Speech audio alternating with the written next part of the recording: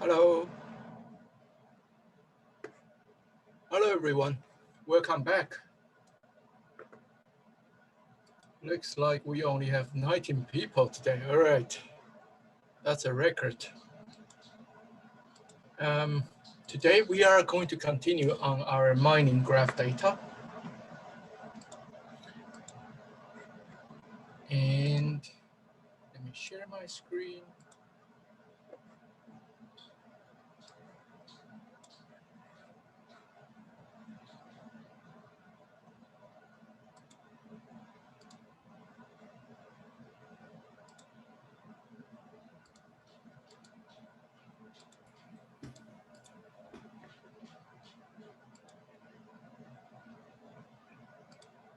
All right. So let me quickly go through what we have talked about last time. And I hope this will be able to give you some words to remind you some of the things that we talk about so that we can get into today's topic. All right, so our goal is to be able to take a graph, find a partition which has two communities, and to have minimal cut, which means this cut should cut through only a few edges. Okay, so this is a function to quantify how many edges that you have cut for this partition. And the second criteria is these two communities, A and B, should have a similar size, which is quantified by this volume function. And put everything together, you have this normalized cut optimization goal, which means you want to minimize this function. And if you can find a cut that minimizes this function, you will be able to find a partition with two communities when you cut only minimum edges in the graph and generate two communities with equal sizes. Okay, so well, one thing that I ask you to think about is why are we writing the target function this way, right? Because if you look at our criteria, somewhere we have our criteria here. This is our goal for making a good partition. Cut is minimized, two sets has approximately equal in size, maximize the number of within group connections, right? These are the three criteria, and we wrote them as this. But you should realize that there are multiple ways that you can play with the cut function and volume A, but with volume B to generate a target function for normalized cut. Right? For example, we might be able to say, okay, cut divided by volume A plus volume B. Right? So why are we doing this? One very important idea in this paper is because of the way that we wrote the target function, we are able to efficiently find a good partition. So how do we find a good partition? Last time we briefly talked about the approach. The approach is here. Remember the adjacency matrix and the degree matrix. And if you take degree minus adjacency matrix, you have your Laplacian matrix. Okay. So this Laplacian matrix has some very nice properties that we can use to find the best cut. And I haven't really tell you how this works yet, but I only tell you, I've told you how would you be able to use this Laplacian matrix to find the partition, right?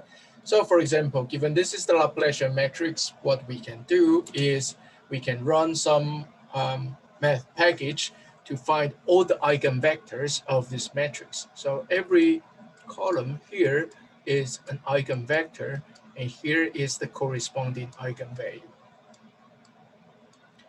And remember, we talk about this type of matrix, you always have a trivial eigenvector where every component in your eigenvector is 1 and eigenvalue is 0.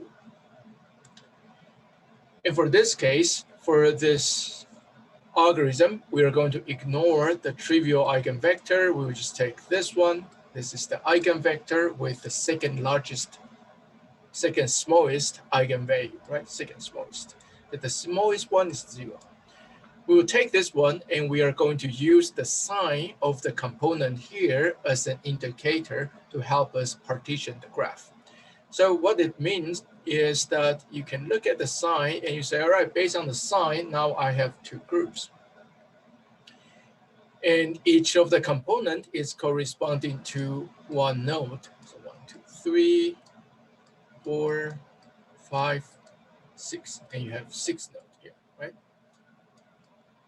So nodes 1 to node 3, they all have positive signs in the eigenvector component, so they should be in the same group.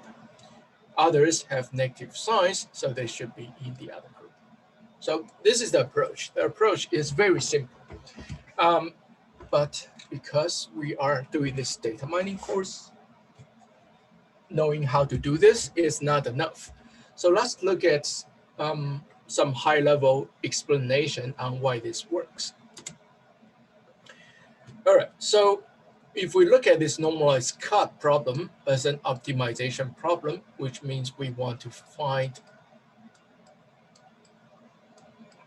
be able to minimize this normalized cut function.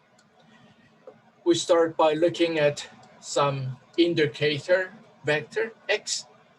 So say your x, this x is an indicator vector and the x has n dimension because each component in the x indicate the community of each node.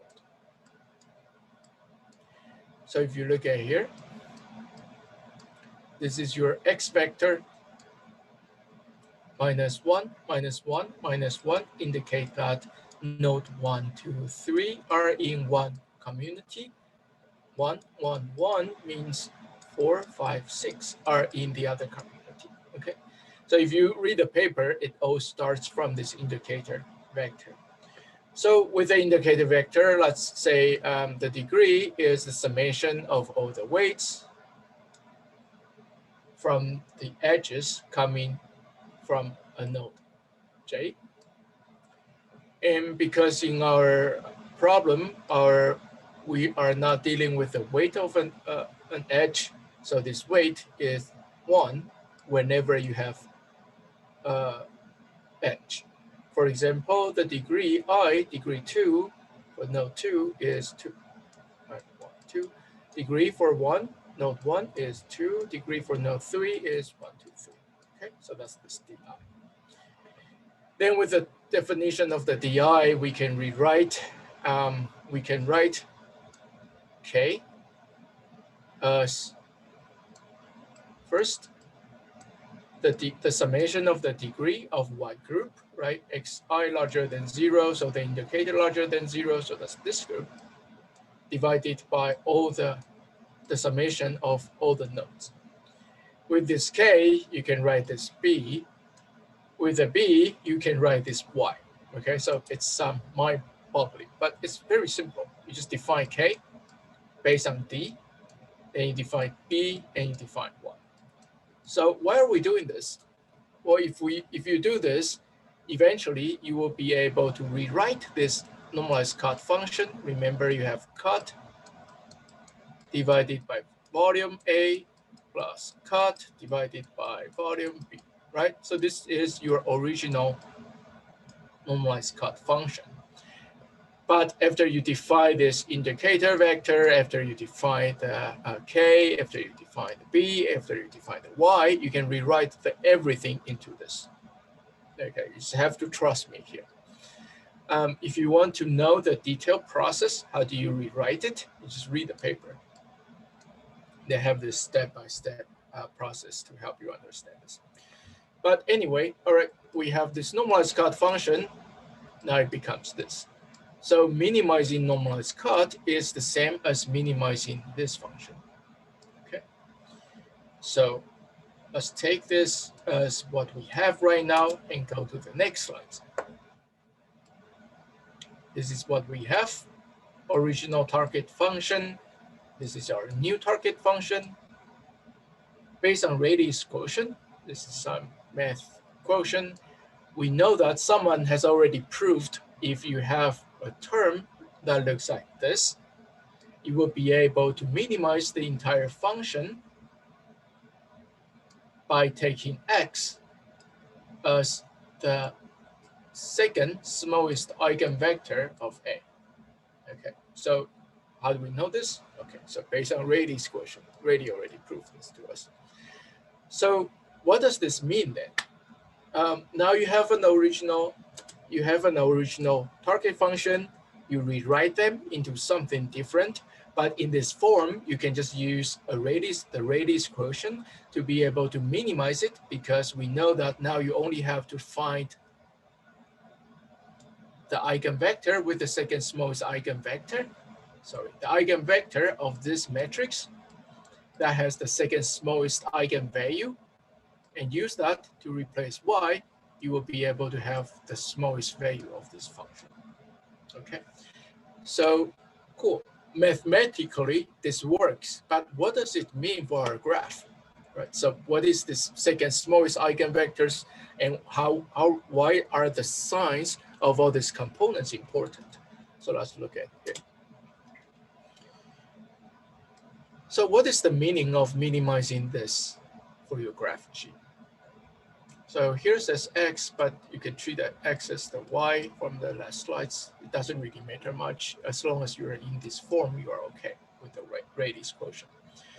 So let's look at x transpose multiplied by L multiplied by x. And we know L is an n by n matrix, right? Laplacian matrix, and n is the number of nodes. And in this case, we know that your x should be n by 1. And this x should be 1, this x transpose then should be 1 by n, right? Because eventually the function will give you one value and you are going to minimize that value. This normalized cut function is going to have one value. So we know that the dimension here is 1, and because n by n, we know the dimension here is n, right? So this is n by 1, L is n by n, x is 1, x transpose is 1. Okay. So if you look at this and you look at individual components in the matrix here and both vectors here and here, we can rewrite this first, the left-hand term here into this, right? Because matrix multiplication or matrix times vector is just a dot product.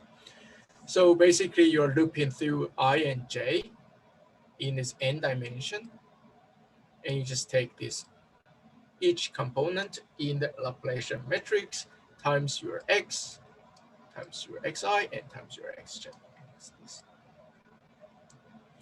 If you don't trust me, I highly recommend you to play with one example, maybe just do a 3x3 matrix, and you'll be able to see this. Okay. Once you have this, it becomes obvious that we want to start group terms and separate other terms so that make this target function meaningful, right? Our goal is to make this meaningful in terms of the graph. So if you look at this, we know that your Lij is Dij minus Aij, right? This is by definition, Laplacian matrix equal to degree minus adjacency matrix. Cool. And once you have this, you can split these terms. You can take this multiplied by this, and you can take this multiplied by this, so it becomes this and this.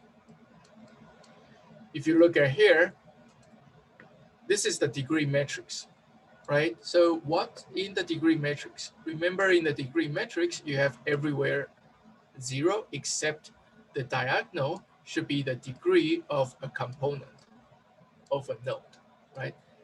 So if you take this Dij times xi, xj, it becomes only the place that has a value, which is the degree, times xi. Well, because if you have xi times dj, you will have a 0. Well, sorry. Yes, you will have a 0 because everything everywhere else is 0. Okay, so you have this term. For every node, looping through every node, you're looking at the degree times xi squared, because you have xi and xj here. So twice. And what about the second term? Well, the second term is an adjacency matrix, right? So remember the adjacency matrix? You have 0 here. Whenever other places, whenever you have a link, have an edge, you have a 1. Okay, so look at here. Now we are summing up with all the edges, right? You're iterating through all the edges. In contrast, here is iterating through all the nodes. When we're iterating through all the edges, every time when you see an edge, you have xi and xj here, because an edge has node I and node j, and you have ij here. And you have a 2 because you are going to do this twice. Once for ij, the other times for j and I. Okay, so you can do this. Now the next step is to group these two terms together, and let's group them together by iterating through every edge. So every edge, you want to sum them up, you still have 2xi, xj, you have the minus sign here. How about this? If you look at here, this is saying for every node, I take the degree times xi squared, right? But now we are talking about every edge. So this means we already covered the degree, because originally for a node, you count it once. Let's say this node has 3 edges. At this node, you have to do di times xi squared. But now you're looping through all the edges. So for this edge, you only have to do xi squared and xj squared. That's here. And the degree disappeared because now you're looping through all the edges. You're going to do this once, twice, and the third time. Okay. And this looks familiar. You can group this and become this. Okay, cool. All right, so I just gave you a very brief explanation on how you can take this and generate this. One thing that's important for you to understand is, well, one thing that's not that important is I'm going to quiz you on this. I'm going to ask you to take this part and figure out how you will be able to generate the last term.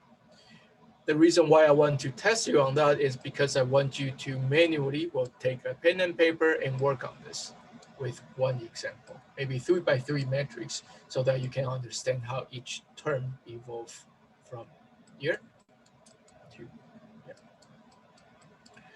All right, so now we have this target function. Remember, this is still our target function. We started from normalized cut, and we switch to this y, a, y, and something from the last slide, right? And now we have something like this. So if you look at this, this is our target function from here, based on the calculation here. And what's interesting about this is this term. So still remember, our goal is to minimize this, right? And this term has a square. So that means xi minus xj, no matter if it's negative or positive numbers, the square value will be always what? Positive or negative.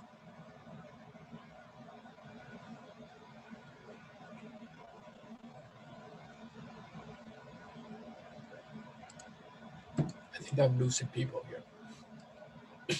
positive. Thank you.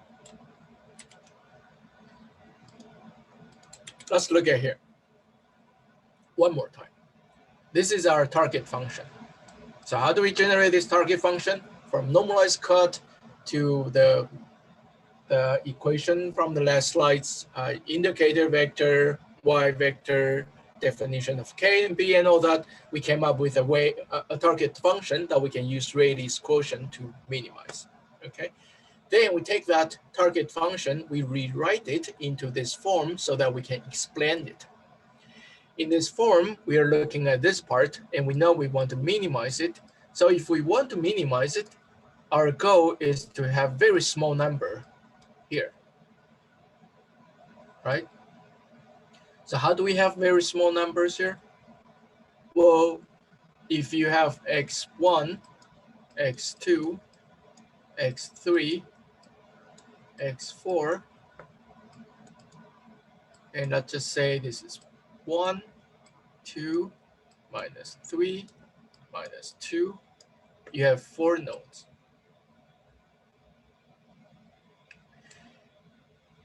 And look at the edge here.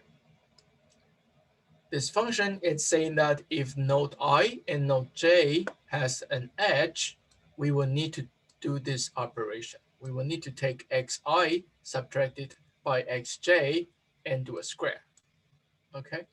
So if you look at these numbers, what are the nodes that you want to have an edge between them to minimize the target function?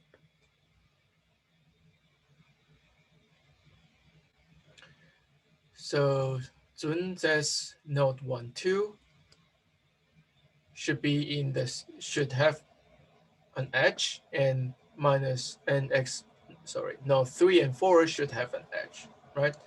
Right, so this is correct. This is your best bet, because if you put x1 and x3 in the same community, which means they're highly likely to have an edge connect them, this xi minus xj becomes what? 1 minus 3 becomes minus 4, right? And minus 4 squared becomes 16. So it's a large number. You don't want them to have a link. Let's look at minus 3 and minus 2. So minus 3 minus 2, you're going to have 1. So 1 squared is 1, much smaller than 16. So this tells you that you want all the components to have the same sign, to be in the same community. And remember our definition of a community. A community contains nodes that are densely linked. So in the community, that means highly likely you are going to have links between them. Between community, you don't have link. So the summary is that you want to put items, components that have the same sign in one group and others in the second group. Right? So based on this, I show you how we are able to optimize this function. Optimize this function. And based on this function, we can derive this. And based on this, we are able to know that you want this and this to have the same sign, so you can cut your eigenvector to find communities. So this shows you some illustration of the idea. So your xi is here, your xj is here, this is 0. All the xi should have the same sign if they have an edge, so that you want to be able to minimize this, okay? All right, so again, once you have a graph, you can write that Laplacian matrix, find all the eigenvectors of the Laplacian matrix, and use the eigenvector with the second smallest eigenvalue, use its component to help you partition the graph. Okay.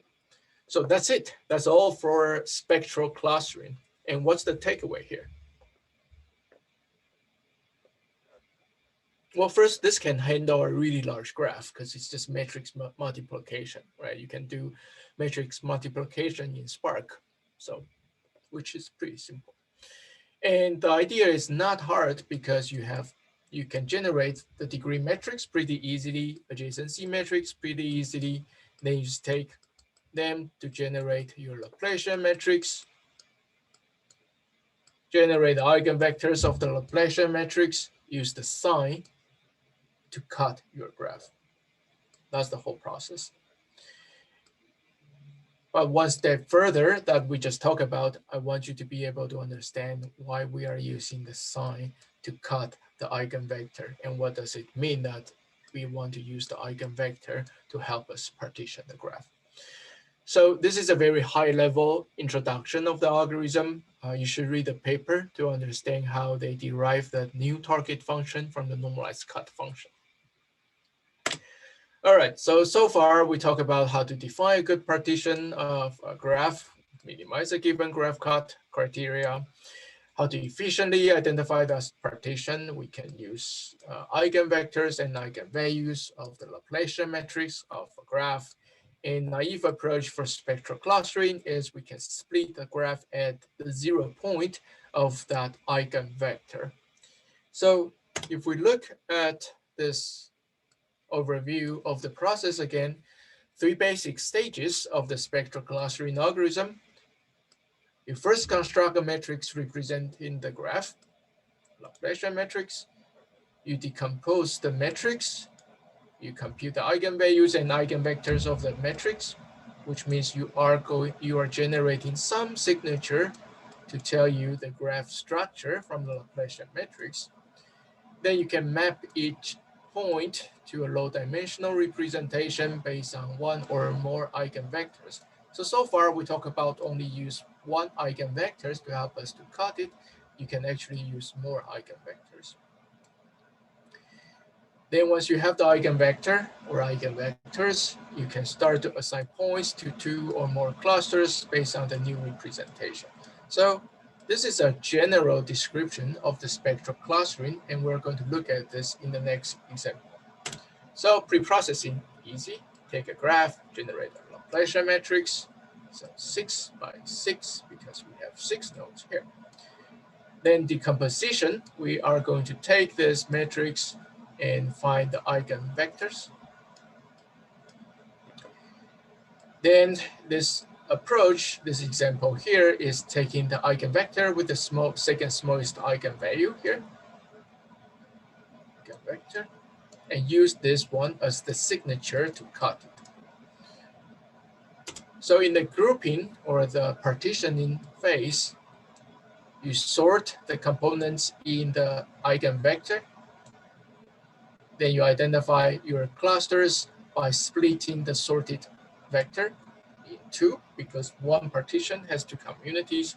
So if you look at here, you sort it and you cut it at 0, then you have 2 communities.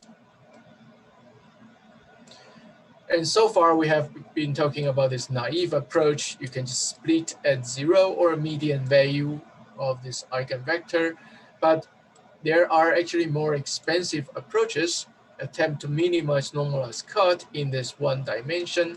That means you will need to look at each node and assign them to different communities, see which setting would work the best to minimize your target function, right? So this means you brute forcefully try different assignments or partitions based on this eigenvector, which is easier than you brute force which is easier than you take the original graph and randomly cut any places and try every possible solutions to find the best cut. But still very time consuming here. So usually people will just split at 0.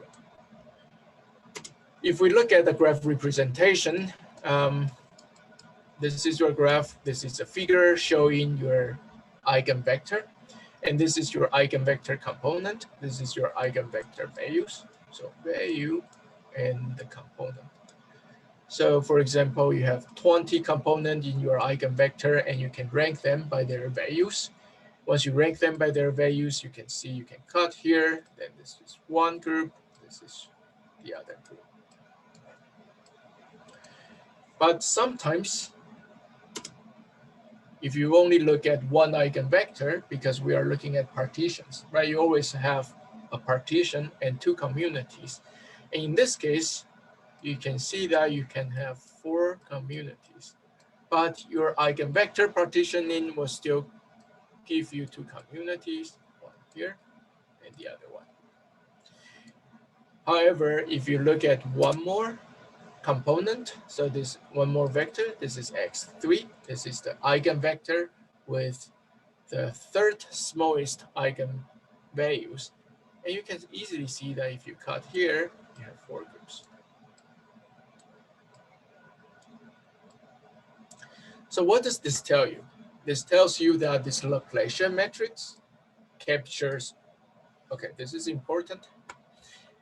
The Laplacian matrix captures some structure of your graph, and we can use the Laplacian matrix to help us partition the graph. We do not want to directly work on the Laplacian matrix because it's really large. So spectral clustering reduces this large Laplacian matrix into a small dimension. For example, if you just take one eigenvector, you will have n by 1, right? Your vector size is n by 1. However, sometimes one eigenvector does not capture all the information you need, so you can take the eigenvector with the second smallest eigenvalue, the eigenvector with the third smallest eigenvalue, and so on to help you cut the graph. And one example is this, right? If your algorithm can look at the eigenvector of the third smallest eigenvalue, you will be able to identify this cut so that you're going to have 4 communities. Before we move on, let's go back to here again. This is your eigenvector from your Laplacian matrix. This is what we called a reduced dimension, or the signature of your Laplacian matrix. Again, ignore the trivial one. Ignore the eigenvalue because now it's sorted. The first one here, this one usually contains lots of information that you can use to partition your graph. This one contains less information, but sometimes it's still useful, even less and even less. So people would take either first one or maybe combine the first one with the second one, third one, and use this to help identify a community structure. So that's also that also helps you to identify graphs with K clusters, right? Because so far we talk about a partition with 2 clusters. So how do we find K clusters? The easiest way is you can recursively do the bipartition, right? You recursively apply this bipartition algorithm in a hierarchical way, right? You have 2 communities after your first optimization process, then each of this can have its own Laplacian matrix, and you just do it again. You can just partition them again and again. So the disadvantage here is it's not very efficient because every time you have to redo this eigenvalue decomposition, eigenvector decomposition, and it's not really stable, which means within community, when you're cutting it, you do not have information from other community, and sometimes this is a problem, right? So not very good approach, but very easy to apply. The better approach is you can build this reduced space from multiple eigenvectors, just like I show you. You can have eigenvector 2, 3, 4, 5, and you take these multiple eigenvectors because multiple eigenvectors will help you to prevent instability due to information loss. You're looking at more eigenvectors, more signatures of the same matrix, and it will be able to help you to generate a better K clusters. And this is a preferred approach. We are not going to cover this approach because we are going to cover another more recent approach on identifying K clusters. All right, cool. So that's everything I want to tell you about spectral clustering. It's a very, very useful clustering approach, and it's already implemented in many packages. You can give it a try for your final project. So the next topic I'm going to talk about is called trolling. And this one is also very interesting. This one is very, very useful in mining large graph.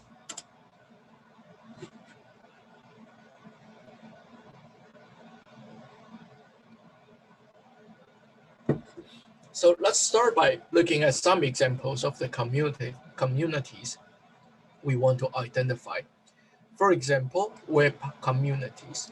So these are groups of individuals who share common interest together with the web pages most popular among them. For example, if you have computer science students, graduate students in their last semester, and you look at their bookmarks, their browser bookmarks, you see that they share many common websites, right? LeetCode, maybe career sites, LinkedIn, and so on. And if a link represents this is student, this is web page, and a link represents that the student has that web page in the bookmark, you can easily identify communities like this, right? So what does this mean? This means this group of students share the same interest here.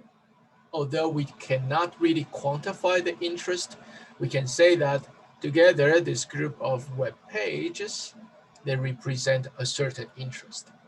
And this group of students represent a certain group of people who share the same interest, right? So that's individual here, and this is the web page.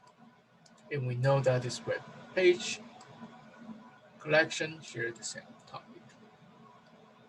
So that's a web community, but there are different types of web communities. The first one is the one that explicitly defined, right? Reddit, right? So people will just sign up for Reddit subgroup.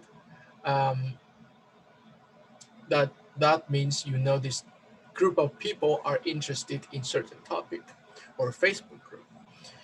Implicitly defined, these are communities that are a result from some content creation of the web. And that's our student and bookmark example. And our goal is to be able to identify this type of communities. We do not care about the first type because the first type is easy to identify. So before we look at how we can identify this type of communities, let's look at some definition of a spatial type of graph. This is a directed bipartite graph. This is a graph whose nodes can be partitioned into two sets, F and C, and every directed edge in the graph is coming from F to C, right? Like our student to bookmark example, a student has a bookmark, okay? So directed, but the link only have one direction from F to C. And given this directed bipartite graph definition, a completed bipartite graph is a bipartite graph that contains all possible edges between F and C. For example, if you look at this node should have a link to every node in C. Second node should have a link to every node in C, and so on. So if this is true, then this is a completed bipartite graph. And when we say core, this is a completed bipartite subgraph with at least I nodes from F and J nodes from C. So you start to quantify the size of the node. And so you say, all right, you at least have to have 5 students here and 10 web pages here for this type of pattern to be interesting or meaningful. For example, if you don't have large number here, say you only have 2 nodes here, this means this 2 person share the same interest, and you only have 3 web pages here, this 2 person share the same interest represented by 3 web pages. It's not very interesting. If you have a large number here, you say, all right, 1,000 nodes should be in F, 200 nodes should be in C. It becomes very interesting, right? You start to notice that, all right, a group of 1,000 students, they all have bookmarks to these 200 sites. So 200 sites must mean something meaningful to this group of students, okay? So how do we identify a graph structure like this? We're going to talk about the technique called trolling.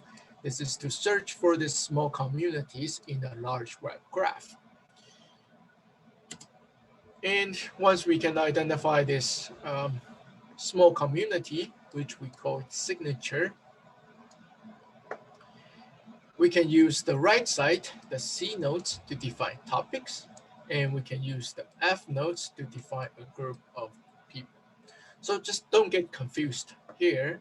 This is not your input data. This is the pattern that you want to identify. Your input data could contain 1 billion nodes. Every node can have directed edges.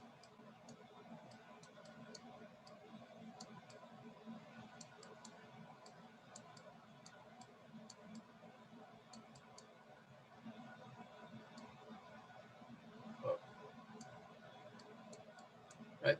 This is your true input. And what you want to do is from that true input, you want to identify this. So how do we do this?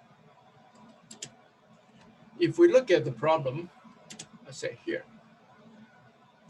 we want to be able to identify a complete bipartite subgraph, and we call this KST, with some threshold. We say that this KST S node will be on the left side. On the left side, each of the node needs to link to the other nodes in the Y set. So S34 tells us that at least what the pattern that we want to identify, at least you have to have 3 nodes here, and you want to have 4 nodes here. Okay, and this is fully connected. This is the edge direction. So based on this, how do we find it? What's our algorithm? We can use our old friends, the finding frequent item set algorithm. In this case, we are going to view each node I as a set Si of the nodes pointed, right? So if you have a node on the left side, this is I, and every node that pointed to by I is in the Si basket. KST is a set Y of size T or items that occurs in S baskets Si. So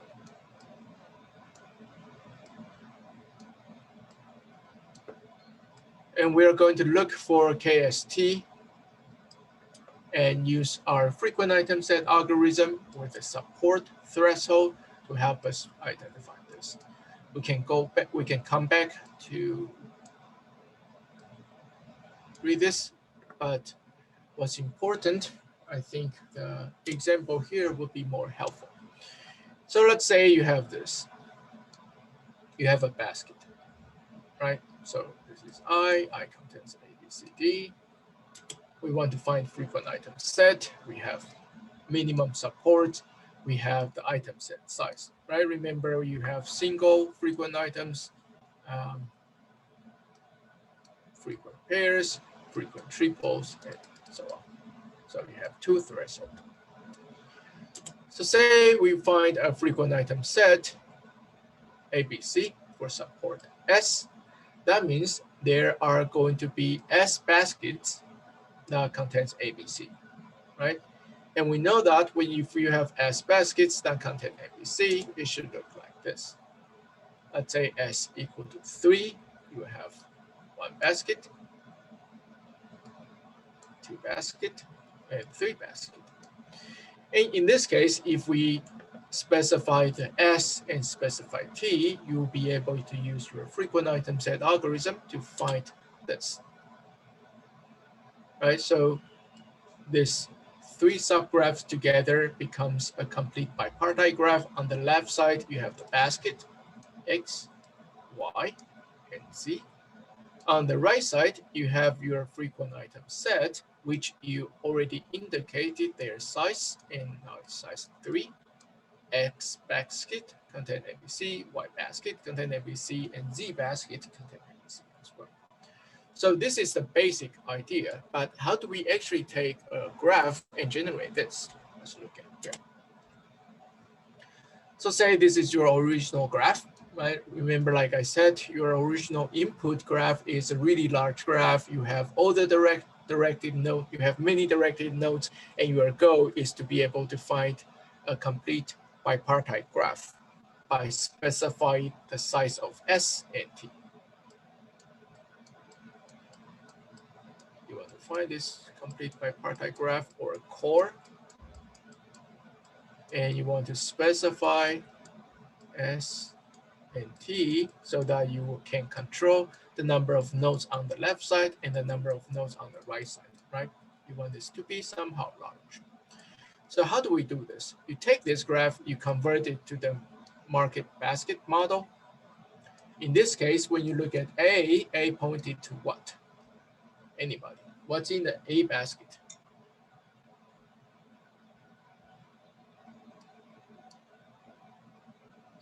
C, B, and D, right? Great. How about B basket? B basket only contains D. So cool. So look at here. B can be in the basket, but also a basket. What about C? C points to B, E, F, and D, right? And so on. So now you have the basket, and you know how to run the frequent item set algorithm. Say our support threshold is 2. And based on the support threshold, we can find frequent pairs. Support equal to 3, support equal to 2. What does this tell you? This is frequent pair. So what would be the size of your S and T? Anyone? Remember, the items in the basket are the nodes that other nodes point to, right? Other nodes point to. That's here. So if you have frequent pair, that means you're going to have B and D. So based on this and based on all your baskets, what are the baskets contain B and D? Basket A, right? And basket C and basket E. So from this frequent pair, you can write something like this.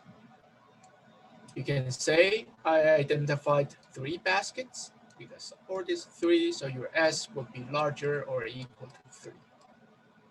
I have 3 baskets, and for the T, I have 2 nodes, B and D, which is your frequent pair, right? Let's do this again. What does this two-link means?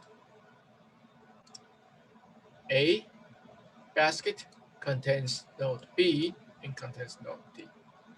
And in the original graph, A points to B, A also points to D. If you look at the second frequent pair you identified, you have E and F, right? This is your T. And who contains E and F? C and D. So that's your S.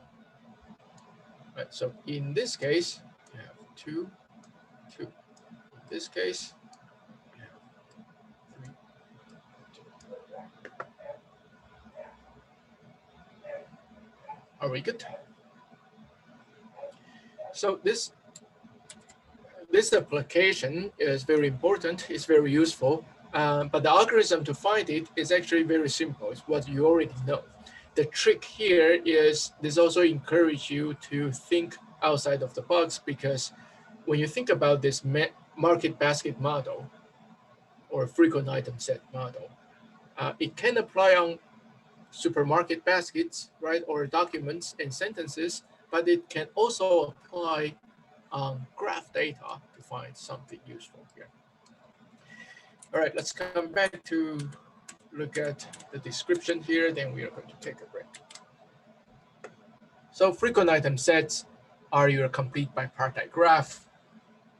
We view each node I as a set of Si, right here. This is how we create the basket. This complete bipartite graph is a set Y of set T that occurs in S baskets. So that's your S. Y is your T. So we are looking for this KST set of frequency threshold to S and looking at layer T of frequency set of size T. This tells you that here, this T, the size of T is your size of frequent item set, right? Remember in our example, you identify pairs. So this T is 2. And this is your support because this represents all the baskets. So if your support is 3, the number here will be larger or equal to 3. All right, so that's it about trolling. And this is everything I want to tell you about the first part of our mining graph, large graph lecture. Let's take a 10 minutes break. Once we are back, we are going to continue on the second part of mining large graph.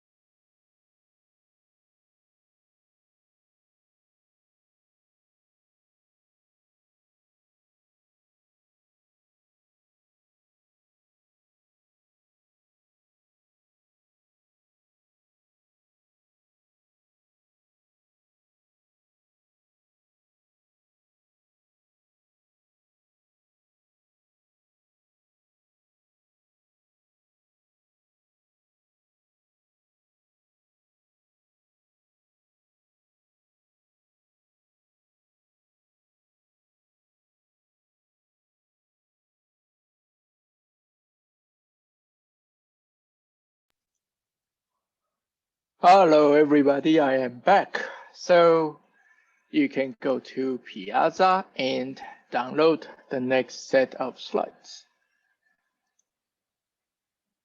After I upload them, I'm uploading them right now.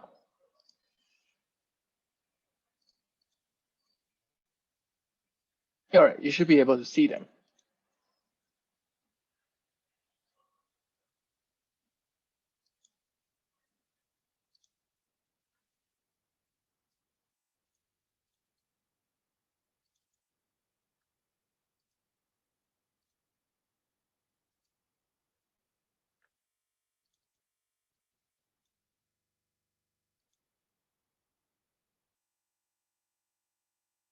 All right, so the second set of the Finding Community from Large Graph lecture, we are going to cover a few very interesting things. First, you are going to learn how to find overlapping communities.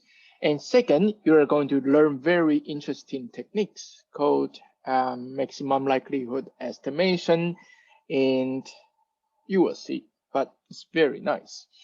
Let's look at the graph. Let's look at the graph here. So say these are, this is a large graph. Every node is a football team. Every edge is a game played by two teams. So can we identify groups of nodes? We can identify groups of nodes like this, and this represent conferences of all the colleges. What about if you have a graph like this? Each node is a type of an instance of protein, and each edge indicate a physical interaction observed from a pair of proteins. Can we identify some functional modules, which means we want to group proteins and its physical interactions together, and each group would represent a functional module. So the functional module would look like this. So do you start to see the difference here? Well, in this result, many of the communities, they overlap with each other, right? So for example, let's look at here. This part of the protein can belong to this functional module, but together with this and this, they are a different functional module, right? Or if you look at Facebook network, each node is a Facebook user, each edge is the friendship between the users. Can we identify social communities? We should be able to identify something like this, right? So your friends in summer internship, they might have some overlap with your friends from high school, from Stanford basketball team, Stanford squash team, and so on. So one friend can play multiple roles in the social community. And so far, we have been talking about non-overlap algorithms to detect non-overlapping communities. But this time, we are going to look at algorithms that can help us detect overlapping communities. If we look at the adjacency matrix of non-overlapping communities and you sort your nodes by their community, this is your adjacency matrix. So why do we have darker values here and lighter values here? Anybody? What's an adjacency matrix?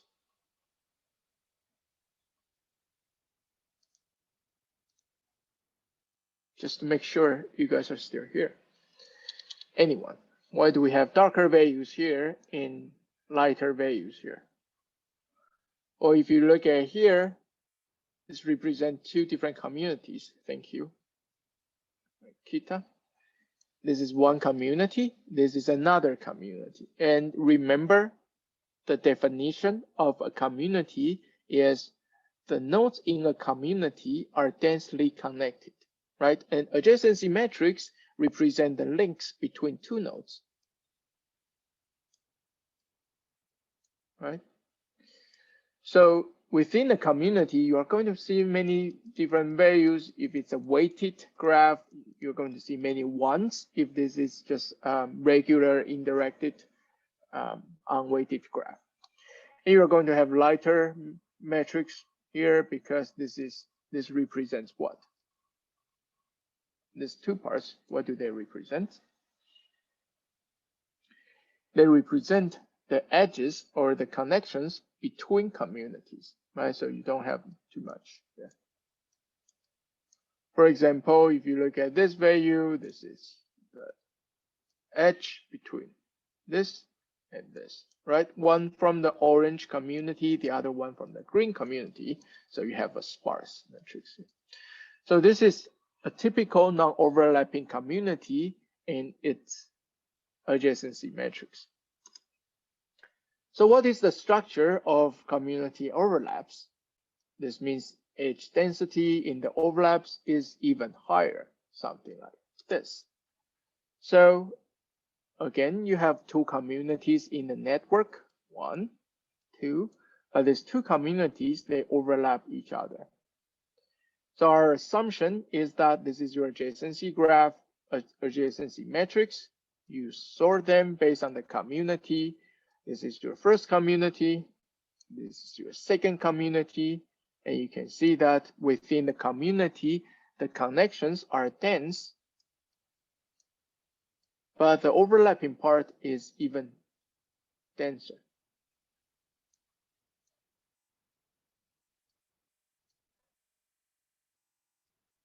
So if we treat all these communities as tiles, what we can do is look at the community like this. This is your adjacency matrix again. You can pull the community tiles out and generate something like this, right? Eventually, this is one community, second community, third community, and the fourth community. So how do we do this? How can we identify the tiles and separate them to form communities? Here's our plan. First, we want to be able to design a generative model for networks. So given this model, we want to be able to generate a network. If we can do this, when we see a graph, we will be able to estimate the parameters in the generative model so that we can use the parameter to help us partition the graph into communities.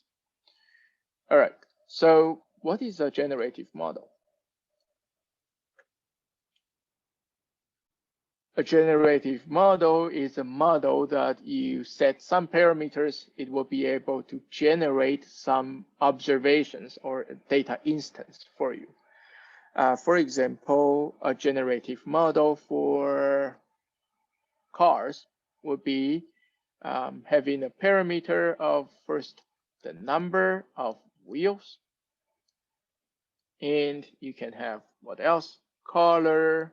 You can have the number of doors, and you can have a weight.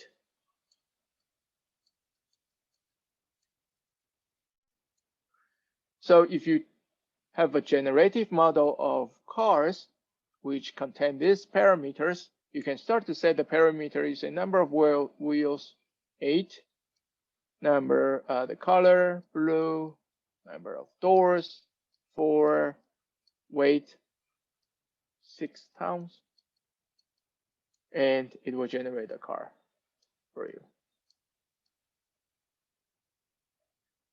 Well, 8 wheels is not a car anymore, but okay, it will be able to generate something, right? And in terms of graph, what we can do is a very simple model. Remember, in a graph, you want to specify the number of nodes, and you want to specify the connection between nodes, right? So in this case, how many nodes do we have? 1, 2, 3, 4, 5, 6, 7, 8. 8 nodes. How many edges do we have? 1, 2, 3, 4, 5, 6, 7, 8, 9. 9 edges. So let's say we have a very simple generative model for networks. And this model take input N and E. N specify the number of nodes, E specify the number of edges. If I say N equal to 8, E equal to 9, can we generate a graph like this? Anybody?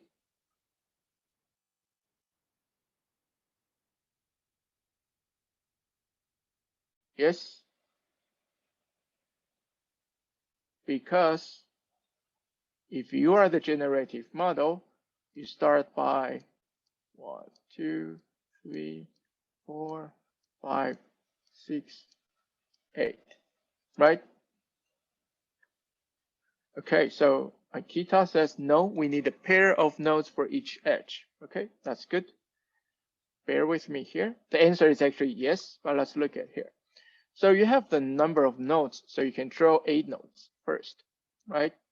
Now you know the number of edges. You have 9 edges. So how do you place the 9 edges? Well, you can do this. 1, 2, 3, 4, 5, 6, 7, 8, 9. Okay, cool. Are these two graphs the same?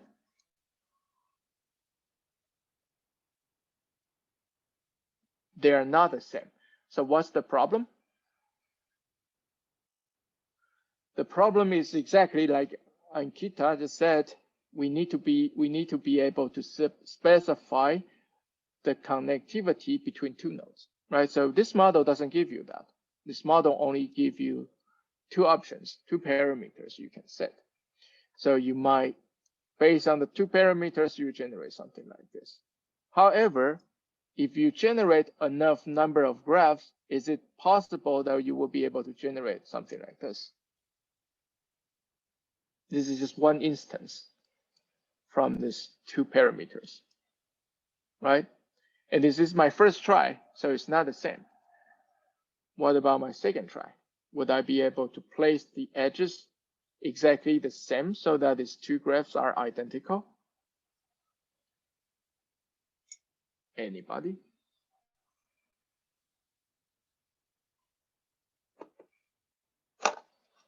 Let me rephrase my question. Now we know we have a machine or a generative model that will be able to help us generate a graph. The machine takes 2 input, 8, number of nodes and number of edges. And when I use the machine, I say, all right, number of nodes is 8, number of edges is 9. Cool, generate a graph for me. So the machine generates something like this. And you already know that this graph is not exactly the one we have here. So I say, all right, machine, try it again. Generate a graph. The machine is not deterministic. Next time, it will start by placing the 8 nodes, then placing the 9 edges randomly between nodes. My question is it possible that if I try this enough times, the machine will be able to generate a graph on the right side? Yes. Okay. Right, enough times. So good. Now you understand the parameters and generate instance. However, if I tell you that now I have N equal to 5, E equal to still 9, if I try enough times, would I be able to generate this graph?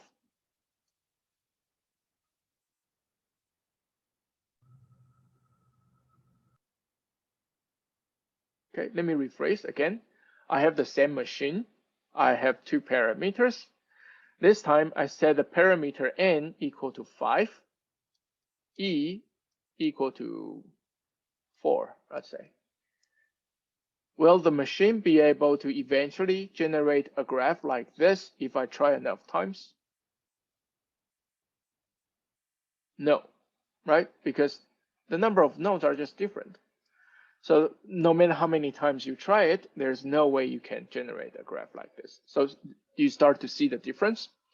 Although the machine is not perfect, but the parameters that you have here should be the best that describe this graph, so that if you try enough times, you will be able to generate this graph.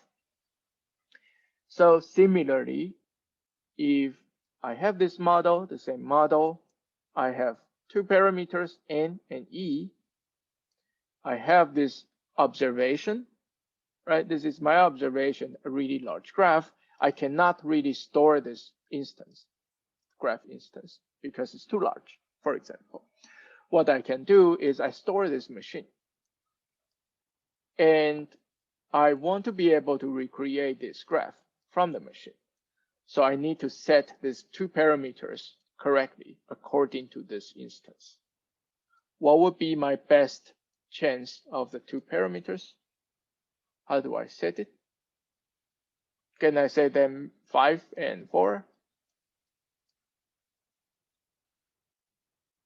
Right, Zun is correct. Chenyun is correct. You need to set it to 8 and 9, right? That's the best you can do, because that's the only two parameters that you can set. And you are hoping that with enough run, this will be able to generate this. So this is called given a network. This, we want to be able to find the best model that describes the graph, okay? So far I show you that model, which is not really comprehensive, and we're going to look at some other models that will be able to help us do this, but you get the idea. You have a model, you have some parameters, you can generate the network, but at the same time, if you only have the model, you only have the graph, you can use the graph to estimate the parameters of the model. And we are going to look at mathematically, how are you going to estimate the parameters? All right, so first, our goal is to define a model that can generate networks, right? So far I told you this model with N and E, that's not very good. The model should have a set of parameters that you later want to estimate to detect communities, okay? So we're going to keep this in mind, but not talk about them right now. Has a set of parameters that we want to set. So this means you have a model that can generate a network. Given a network, you want to be able to estimate. You want to be able to estimate the parameters. So given a set of nodes, how do communities generate edges of the network? Keep this in mind. We will come back to answer this question. But before that, let's look at how you would be able to estimate parameters. We are going to use a very useful technique called maximum likelihood estimation. So if you are not familiar with maximum likelihood estimation, which is okay, we're going to cover the basic idea here, but I highly recommend you to look at maximum likelihood estimation online and maybe look at a couple YouTube videos to understand the technique. It's very, very useful, not just in data mining, in machine learning, statistics, you often need to use it. All right, so maximum likelihood estimate. Assume you have a generative process, that's your model. And this process can create instance of something, for example, friends graph. Right, in our previous example, the model can help you create a graph. The model has parameters. In our previous example, the parameters are number of nodes, number of edges. And based on the parameter, you can determine the probability of generating any particular instance of the artifact. What does this mean?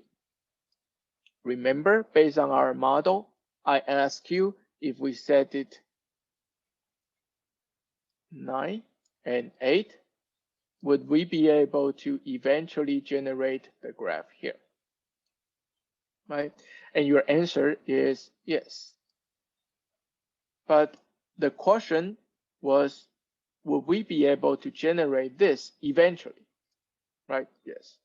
But the real question is, for how many iterations? How many times you have to try to be able to get this right? Right? So you want to know if the probability of this model given the parameter to generate this is high. That means you don't have to try too many times to be able to generate that graph. Let me give you one extreme example. If we have the previous setting 5 and 4, what is the probability of this model given its parameters to generate the graph from the last slides?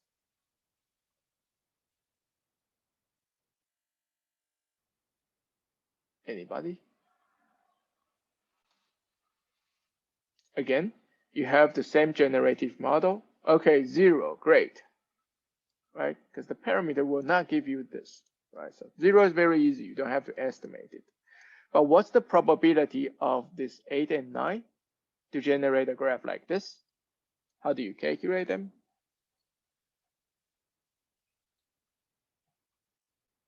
Well, first you will start to place all these 8 nodes, right? Then you're going to figure out how many possible choices that you can have to place these 9 edges.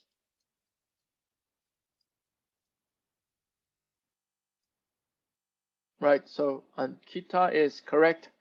It's 1 because there's only one correct answer minus all possible ways to place these 9 edges. So Linlei has an answer 1 over 56 over 9. Okay, so one of you might be correct. I don't know the answer, but this is the divided by the number of all possible choices, right? So, right, 1 minus a really large number. So if you're following me until now, you're good. You understand the maximum likelihood estimate so far.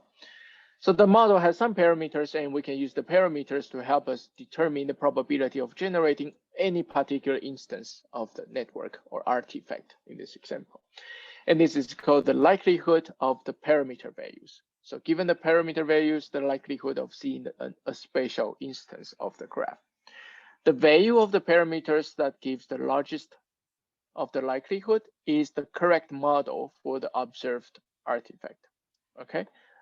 Again, the value of the parameter that will give you the largest value of the likelihood is the correct model. So coming back to our example, N, E, why do we say 8 and 9 are the correct parameters? Well, because this is the only set of parameters that will give you a non-zero likelihood. Right? Every other set will be a 0 likelihood. So if you have 6, 7, the likelihood of generating the previous graph will be 0 because the number of nodes doesn't match, the number of edges doesn't match. 4, 5, the same, and so on. Okay, so cool. We want to be able to estimate the parameters. In our example, it's super easy because node and edges that we know. But sometimes your network, your model can have more parameters. For example, if my model has a parameter called community, this community parameter can be 2 or can be 3, and the generative model will be able to take this and generate a graph according to the parameters. Then you have to decide which parameter, in addition to 8 and 9, would be the best one to generate this graph with higher probability. And we're going to look at this later. But let's deal with the first one first. Look at one very simple example for maximum likelihood estimation. In the model, each edge is represented with a probability P with the presence or absence of the edge, and they are independent. So the parameter is P. So what does this mean? Well, this means you don't need to care about the number of nodes. If you have an observation, this observation, the number of nodes in the observation is your generator would know. So in this example, your generator knows there are 15 nodes. And you can give the generator a parameter P to indicate whether or not two nodes would have an edge. And your observation tells you that there are 23 edges. So what would be this P number in your model to better that will have the highest likelihood to generate this graph that have 15 nodes and 23 edges?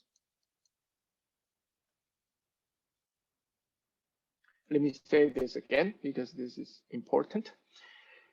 Your generative model has only one parameter, P, and I give you an observation, an artifact, that's a network. This network has 15 nodes and 23 edges. Your generator, your generative model wants to generate this graph based on the parameter. Your generator doesn't care about the number of nodes because it's not a parameter.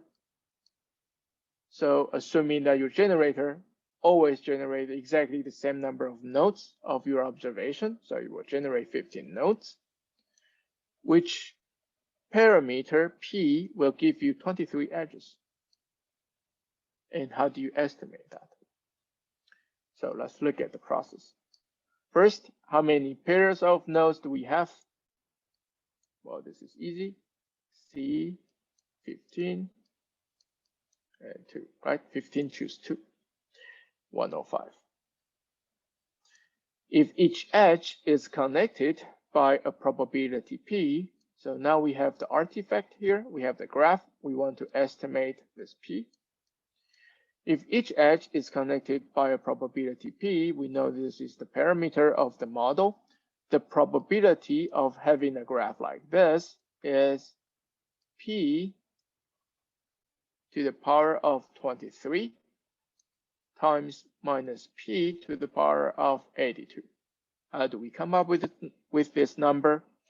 Well, because P is the probability that two nodes are connected, right? And you have 105 pairs of nodes. So 23 plus 82, 105.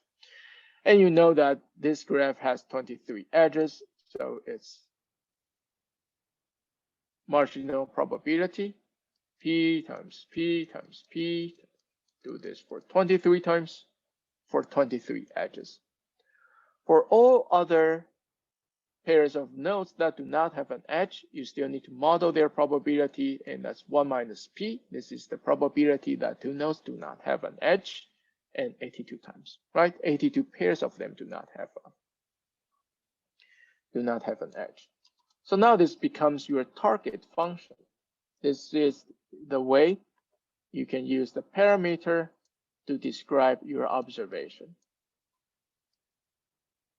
Okay, so based on your generative model and its parameters, the likelihood that your generator will generate this graph is this function.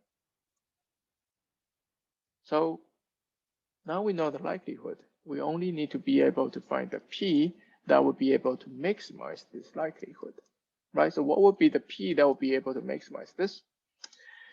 Again, this is your high school calculus. You take the first derivative of your probability function, set it to 0 to find either the maximum or a minimum. If you don't remember, think about this. This is your sum of the probability function, and you want to find either maximum or a minimum. And at the maximum or minimum, you are going to have first derivative that's equal to 0, right? 0 tangent. So 0 tangent can happen in many places, but it will for sure happen at maximum and minimum. So if you look at your target function, you take the first derivative, set it to 0. You take set this to 0. This tells you that your maximum or minimum of your target function, your likelihood function, will happen when either P equal to 0, right? When P is 0, the entire function is 0 because then you are going to have a 0 tangent horizontal. slope, or 1, because you have 1, it will be 0, or this equal to 0. So this tells us that the likelihood of generating the graph in the previous slides is maximized when this equal to 0. So why not 0 or 1? Well, because we know that if p equal to 0 or p equal to 1, your target function becomes 0. So this is the minimum, not maximum. You can actually take one more derivative to figure out if this one is minimum or maximum, right? So Ankita is correct. This is all edges or no edges. So this is not going to give you a good likelihood. So that we know this one should be the maximum. And this is maximized when this is equal to 0. And you can solve this. You know P is 23 over 105. What does this mean? This means if you set the parameter of your generative model P equal to this number, you have the highest likelihood to generate that graph. Pretty cool, right? But the result is pretty simple. It's 23 over 105. What is 23? The number of edges you have in the graph. What is 105? The number of pairs of nodes. So if you have this probability, you are going to generate 23 links because you have 105 pairs of nodes.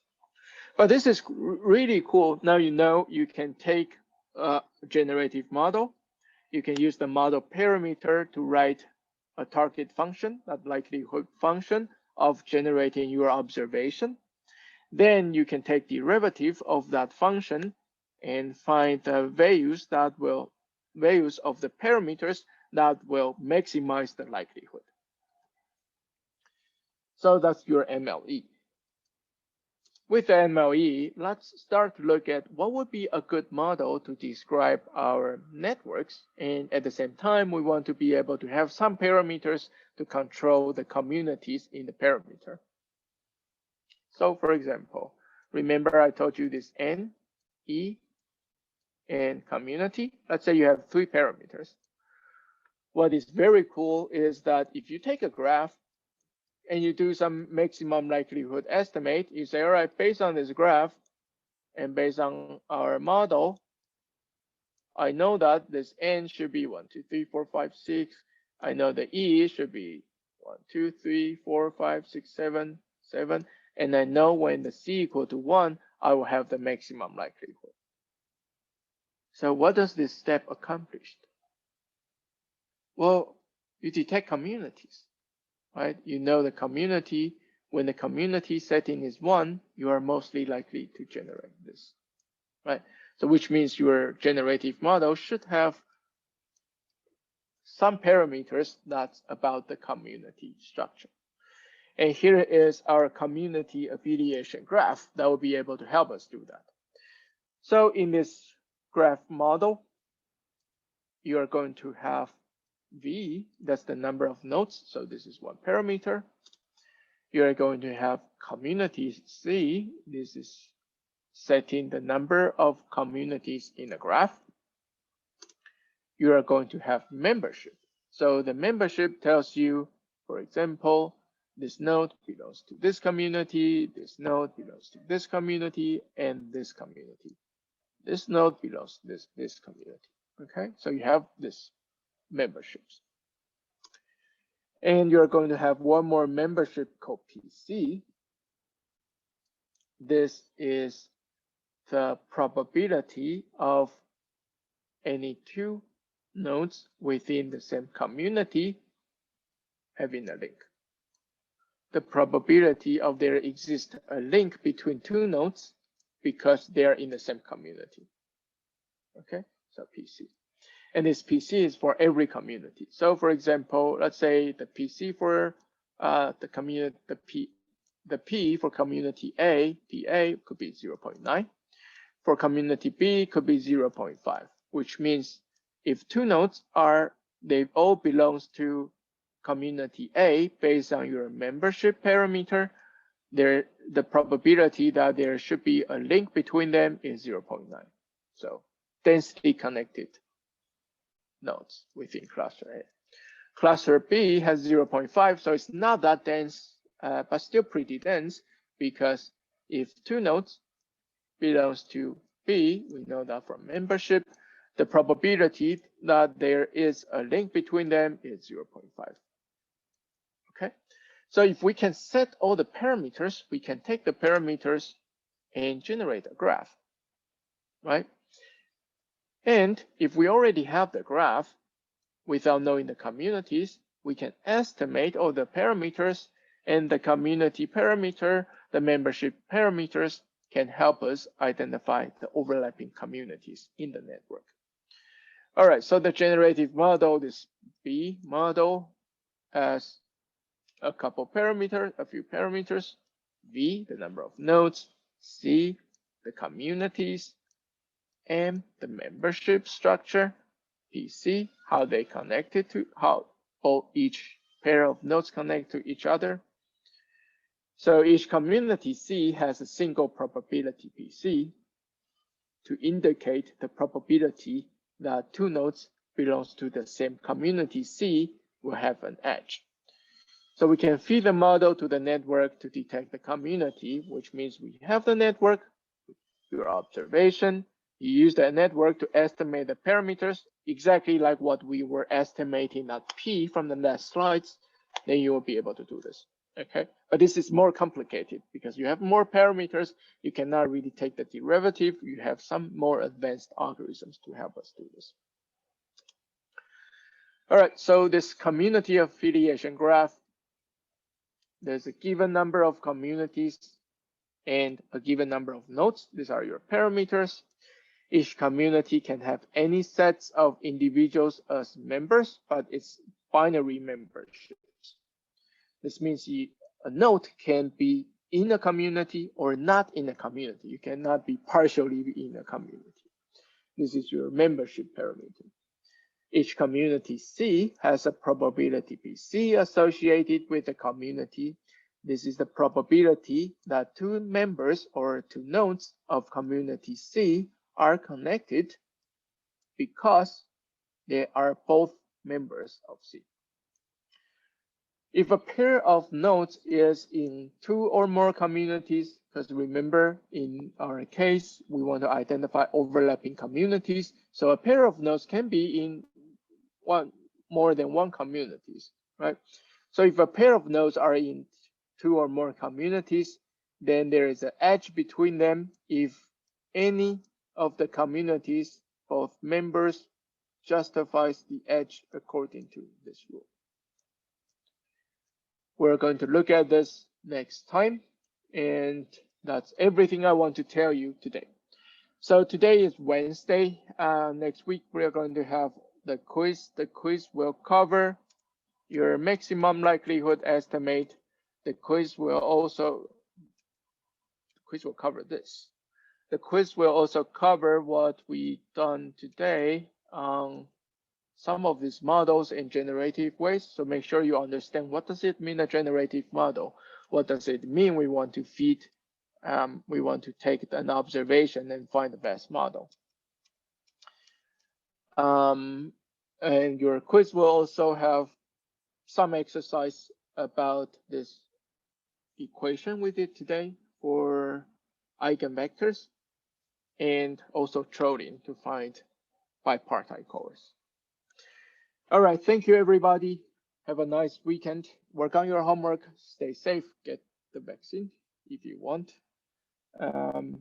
What else? Read your textbook.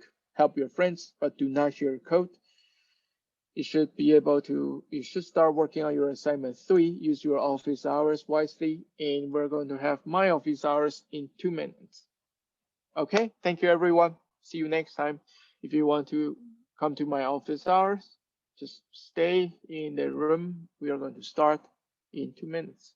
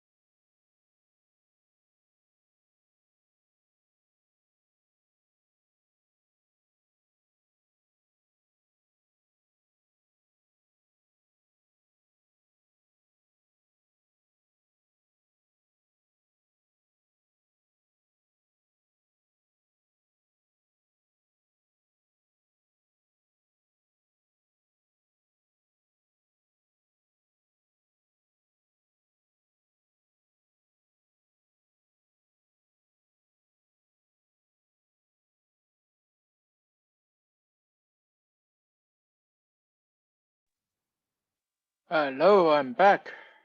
How's everyone? Good. All right. Yeah. Questions? Can I ask first? Yeah, just Sure. a quick questions. Okay.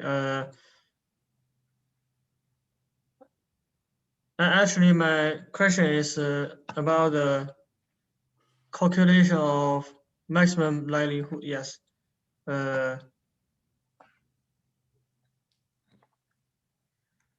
Yes. So this part, after the calculation, and the p will equals 23 over 1 over 5. So if we change the number, like it will be the nodes, yeah, there are maybe 22 edges, and will it be 22 over 105? Yeah, we do not need will. to. Oh, it will not be. Oh yeah, it will be 22 over 105. So in this case, we do not need to do the complicated calculation, and because we already find the regularity. Not really. It's because this example is very simple. You only have one parameter, right? Okay. So when you have 22 edges, that means you are changing this target function, Yes. Yes. right?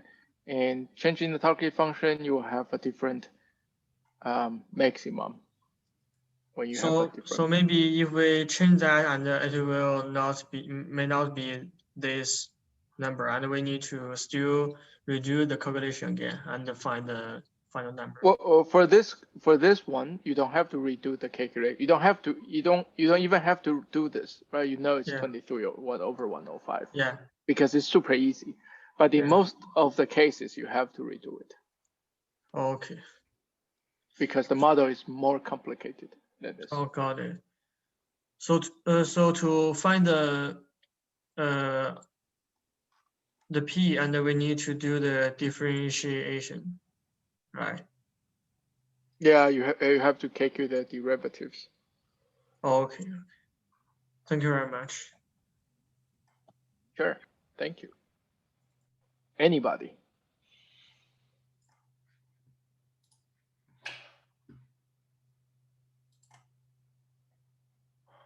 Well, I have a question regarding the content-based recommendation system. Sure. Just since you said you don't know what homework is, so I just want to make a brief introduction. For example, if we have two profile, right? One is user profile, the other is item profile, and they Right. are they are both regarding to. Wait, I know what the homework is about. I just don't know the details and how they are going to grade your assignments. Just All right, fine. want to Yeah. make sure that's clear. Yeah, because we are generating two profiles, a user profile and item profile. They are both relating to the text, more specifically the words, right? The TF-IDF words, right? Yes. So if we need to find the similarity between the user and the business, I'm a little bit confused on why do we have to choose, say if we have user A and business A, and we are calculating its cosine similarity, we're calculating the similarity between user A and business A, and Right. what is the meaning of that? Well, user A is actually all the businesses that the user A has reviewed, right? So user profile is generated from the business, from the item profiles. So you're actually aggregating all the item profiles and you find the businesses that most similar to the aggregated item profiles. Okay. Oh, I think I got it wrong. I thought I need to generate another user profile with all the columns as users and all the rows as as all those texts? You need to generate that, yes, but that's just an aggregation of items.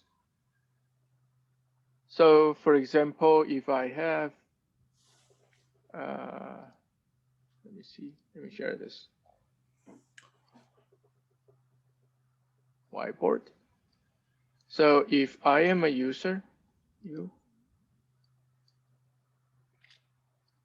wait, cannot draw.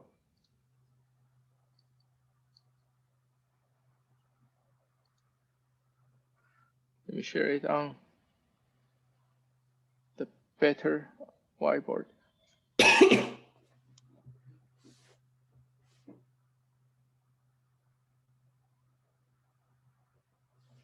So if I am a user, and you already know that I have reviewed business 1, business 2, business 3, right? And you're just going to take the feature vector of Yep. B1 and B3 and you aggregate them in some way to generate this, right? So business 1 can have, what would be a good word? Stake. And they are fixed length, right? Everyone has fixed length. Yep. So Yeah. this is steak, and this is what? Veggie, and this is egg, and potato, something like that, right? So business 1 might only have steak. Yeah. Business 2 might have steak and vegetable. Business 3 will have steak and potato. And we talk about you can do different ways to aggregate them. If you want to generate a binary aggregation, you just do 1, 1, 0, 1, right? Yep. But this might not be accurate. A better way is to use cosine similarity, but to generate, you can say this is 100%, this is 1/3, this is 0, this is 1/3, right? This gives you some idea of the user's preference is more toward steak. Does that make sense? Yes, but I assume this is computationally more expensive, right? Well, it's an aggregation, so it's the same process. It's the same number of steps. Because to generate this 1, you still have to look at, oh, maybe you can just say, all right, if I have a 1, I just stop at looking. But Yeah. it's usually okay because this list is not too long. Okay. Yes, because after all, you have to go through all the elements in the list like one by one. So comparing to that, this is not very a complex step. I see what you mean. Thank you very much. Sure. All right, anybody else?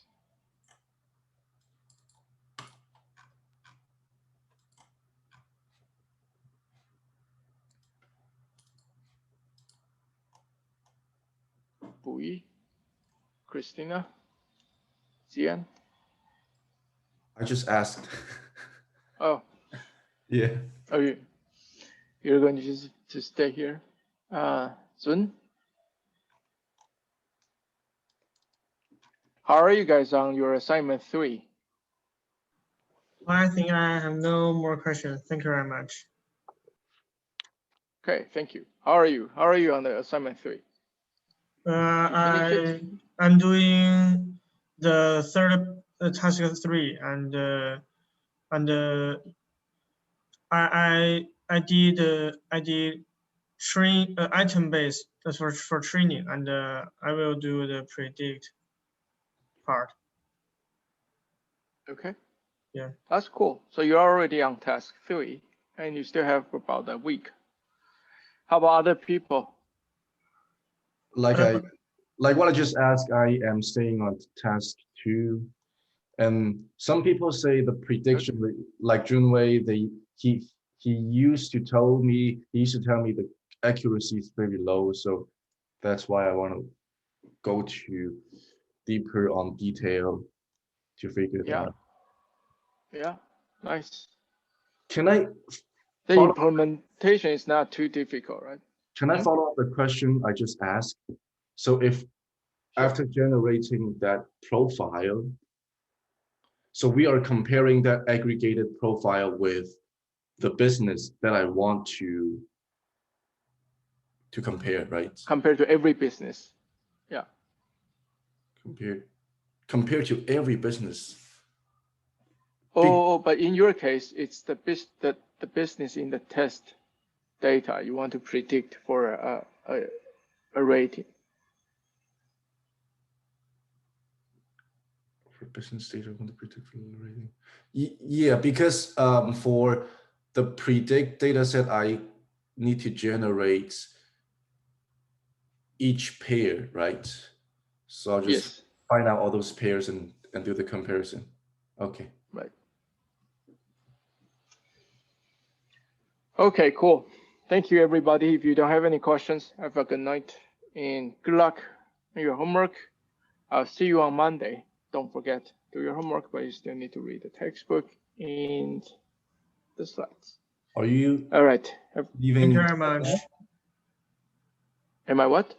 Are you leaving right now? Are you? Yeah, I'm leaving right now since no one has more questions. Do you have more questions? Well, not for now, but if some people asking questions, it might, generate some question. Hey, Yeah, there you go. Christina.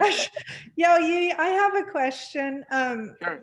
I'm not sure what you were just talking about because I wasn't on, but I have a question about it's homework 3. Have people been talking about homework 3? Yes. Okay. When you're doing that, this is just in task 1 actually, but when you're doing the LSH, what I found was I kept trying to find I'm just about done with task 1, but I was trying to find a good hash for LSH. But what I ended up discovering, even though I was using a hash, I ended up discovering that it didn't save me any time, computational time, to use like a hash for LSH. And I could just literally just use the band string and throw it in there and use the band string as the unique comparison. Does that surprise you? Oh yeah, it might make sense because it depends on a couple of things. First, your string comparison might be very fast. Right. I don't know how Python does string comparison, but it might still also use a hash, right? So that you don't have to cache it.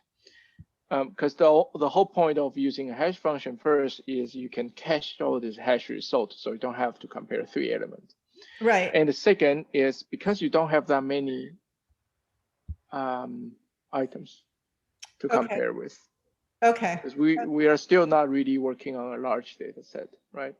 Okay, fair enough. Yeah, so because for a while I was doing like the product and all that, and if anything, it didn't seem to be saving me time. And sometimes if I tried, and sometimes if I tried a sum, then I would get collisions with the sum, So because my candidates would go way high, like too high.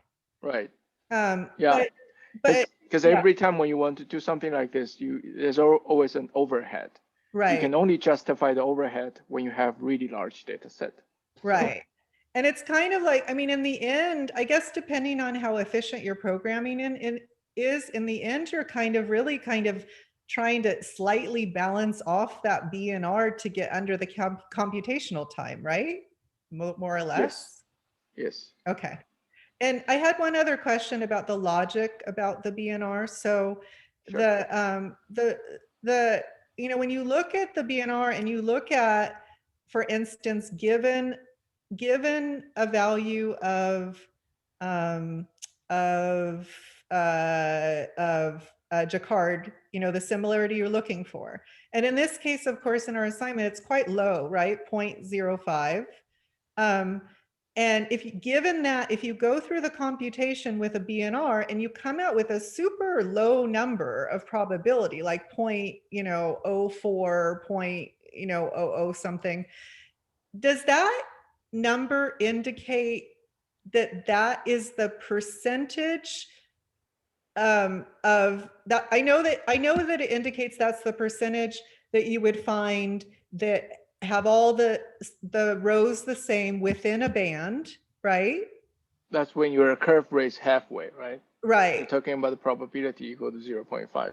Right. But that probability is not related to anything over 0.05. It's really related to 0.05 itself, right? Not like that is that percentage isn't like relate, because this is what I'm aiming at. When I get that percentage, I was thinking it would give me an idea of how many candidates I'm going to get, but I still got a ton of candidates, even though the number is 0.04 percent. It will tell you the false positive rate. You will get some idea of your false positive and false negative rates. Okay. So it's about the false positive rate, the probability that you get. Both false positives and false negatives. Okay. Well, maybe that's where I misunderstood, because for some reason I thought that was the rate that you get that tells you the percentage of candidates, that the percentage that will come out as candidates. Are you guys talking Oh about? no. Are you guys talking about the recall and the other? Well, Yeah. yeah, I mean, it ends up feeding Up into the in recall. like that. Yeah. Right. So this is your graph, right? Right. And this is your 0.5, the predicted threshold. This is determined by your BNR, because this is where the graph rates halfway. Well, And okay. Yeah. and this value does not have to be 0.5. It can be some other values, depends on your function. Right. Well, in our case, for instance, like I said, in our assignment, it's anything greater than 0.05, which is quite, like, compared to all the graphs you did, none of those graphs, most of them start at 0.1, right? So this is kind of low compared to the graphs that we've I done. think, let me look at the assignments again. Yeah, it says 0.05, which I keep going back on, but I'm assuming it's correct because it says it in two places. Although I did see a past assignment that said 0.5. Oh, Jakarta similarity equal to, yeah, 0.055%. Yeah, it's Right. really low. It's because all these documents are not similar. Well, and it's, I guess, well, yeah, I guess so. Yeah, and I guess it's because you have like a long stream, like, I guess because you have many, right? So actually finding 0.05 is actually going to bring up quite a number of them. Yeah, and because we are using Jakarta similarity, because usually you don't want to use Jakarta similarity. Oh, is that right? For like on this graph where you have the 0.5 at the bottom, usually you wouldn't use Jakarta similarity? For this specific application, because this application is using TF-IDF words, right? And if you use Jakarta similarity, you are not going to use the importance value, this TF-IDF scores for each word for each document. Those can be important. Oh, okay. I see what you're saying. Yeah. So because the examples that you show center around TF-IDF more, right? Typically? Yeah. Okay. Yeah. So again, back to this, if you have 0.05, which of course is way back on that axis, and it Right, it only, will be somewhere here. yeah, and so it only hits, that the y-axis at a very low point. And so what is the significance of that low point, which is like 0.0, You probably want your graph like this, right? Raise Okay. halfway here. Right. Okay. Right. Yeah. Yeah. So that low percentage number that comes out as the y-axis, what is the significance of that? Which one? So again, if you have that 0.05 on the x-axis and then you go to the y. Oh, sorry, my bad. It should be like this. Okay. Yeah. Right. Oh, yeah. Okay. Yep. Right. So you just push the graph to this direction. that way. Right. So, but if you have that at 0.05, then you have a very low probability. And that low probability has to do with, you said the false positives or false negatives? Low probability to become a candidate. So Yeah, that right, means you are going to reduce your false positives. right. Wait, if you have low probability of being a candidate, then you're going to reduce your false positives. Positives, right? Because everything here are false, Okay, are but true negatives. Sorry. oh, wait. Right? 0.05. Everything here are your true negatives. Everything here are your true positives. These are the things that you want to be in the bucket, or you want to have two bands are the same. These are the things that you do not want any bands to have the same value. Okay, Right. but does that 0.05 where it hits the curve, does that tell you anything as far as does that even give you any idea of like how many, like the volume of false positives, true negatives? Does that give you an idea of any of that or not really? Well, yeah, this line plus this curve will be able to tell you, right? So here will be your false negatives. Okay. And where are Because your, you, yeah. Okay. and here will be your false positives. Okay. Okay. Because I mean, I definitely have quite a lot of, I think, false positives, I believe. Or maybe that's not right. I'm sorry. Maybe we're only generating actually the true positives, I believe. So I guess I wouldn't know necessarily. Mm. Yeah. Okay. Okay. Thank you. Cool. Yeah. Any more questions, guys? Yeah, one quick question. When we are using hash function, you provided two hash functions. The other one is first mod P, then mod M. I know M is the total number of the user counts, but P, if we want to pick P, should we pick a prime number that is larger than M? Is that what we're supposed to do? Yeah. If Okay. it's smaller than M, you are not going to have M basket, right? So Right. that's just an extra step of filtering or giving more space to of those numbers, right? Say that again. I mean, the meaning of the hash function is to put numbers in a specific order in some places. So Oh yeah, just to permutate the rows. yeah, I see. I think that's all my question. Thank you very much. Appreciate it. Thank you. Thank you, Professor. All right. Thank you, guys. Have a good Work on night. your homework. Bye. Good night. See you Bye. next time. Bye.